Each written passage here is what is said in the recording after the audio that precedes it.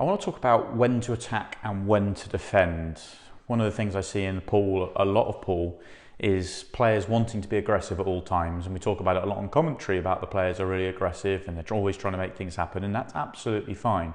The problem is I think a lot of players can be too aggressive at times, and you have to be, when you're deciding whether to go for a finish or not, you just have to be honest with yourself and you have to assess the situation in its entirety. Take the table we've got here. Imagine I'm on reds. Imagine I'm on yellows as well, but let's stick with reds because it sort of highlights the point I'm trying to make. But if you look at this table here, any sort of half decent player could clear all these reds at the top of the table in any order they like and be fairly comfortable about doing so.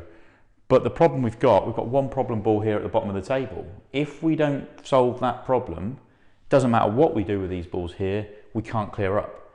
And what's worse, if we just think, oh, well, we'll clear them up and a solution will appear to us, that isn't going to work either, because if we clear those up, and as I've said, these are fairly comfortable enough to do so, and we get left with that last ball on the table, if we don't manage to make that somehow, then we've just made the game really easy for yellows on this layout.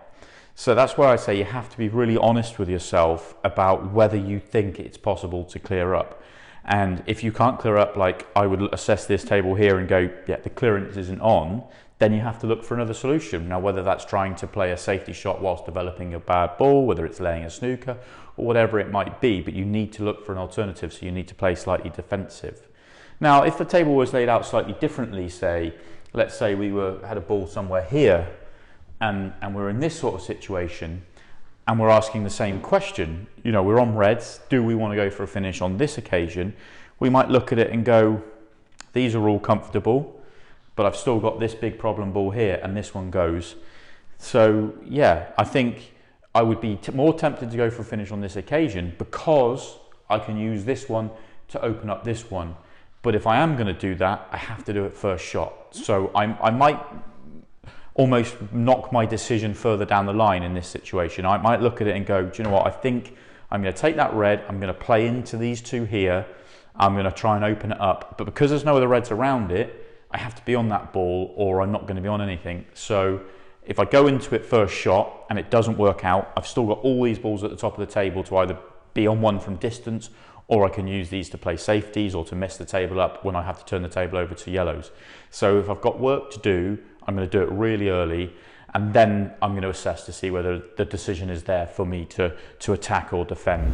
Okay, so let's change the table a little bit again and see if it changes our mind at all. So I'm just going to move a few more balls around somewhere like this, and you know, let's somewhere in here with the cue ball, somewhere here say, and let's ask ourselves the same question, do we attack or defend? And this is where it really does come down to personal preference, and it does come down to being honest with yourself and really trying to understand how competent you are at trying to make the clearance.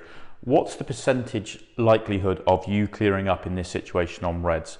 I've got a problem ball here that I have to land fairly nicely on to be able to clear it up. I need to land really nicely on this one to play it down the rail to be able to then get on this one with a nice angle, then to be able to probably get back out for the 8 ball or back up the table, but I would suggest that would probably be my ball to come back for the 8 ball because that's the easiest ball to get on off that one, but you might decide to go a different way.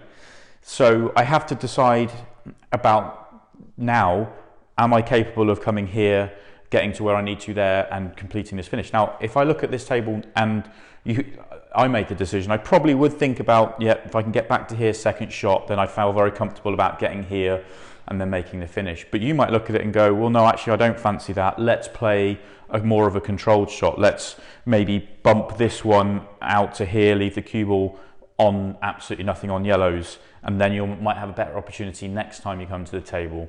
But all those sorts of things have to become personal preference and has to become about your ability. If you, in this game, if you ever chase a finish that is beyond your ability or isn't available, you're just going to make the game easy for your opponent. So those are the sorts of decisions you need to really think about when deciding whether to attack or defend.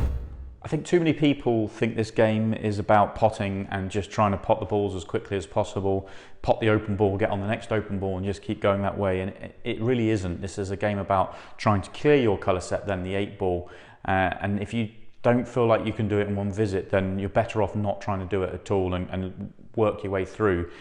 Too many people chase the finishes from the break, and this game isn't about breaking and clearing. This game is about winning frames of pool, and to do that, as I say, it is just about potting your colour set first, then the 8-ball, and sometimes you might decide actually it's better to sort of let your opponent hang themselves and almost tease them into going for a low percentage finish, because they're going to make the game easy for you. These are all the sorts of things you need to have in your mind and really work it through, and try not to get sucked into just chasing a finish off the break or your first opportunity. You try not to make the game easy for your opponent, and try and think about winning frames of pool rather than just trying to clear the table as quickly as possible. It really can change your mindset, and it really can help you win frames of pool.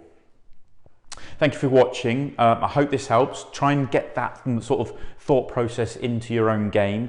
I want to hear from you. I want to sort of build that community. I want to hear from everybody. So reach out to me on social media. Let me know if you already think like this, or this is going to help you think better. And I'll catch you next time.